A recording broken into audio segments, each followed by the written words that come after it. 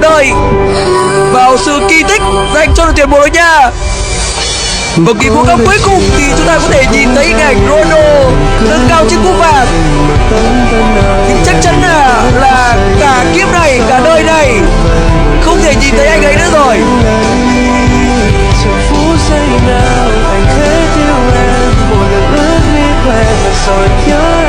Ronaldo đã vẫy tay gửi tới lời chào dành cho người hâm mộ.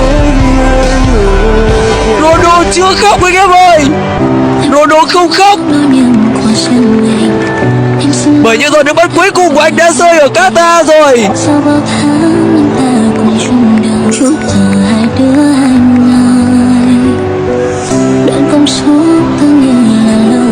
Khoảnh khắc quá xúc động, có lẽ không ai mong muốn nhìn thấy điều này cả.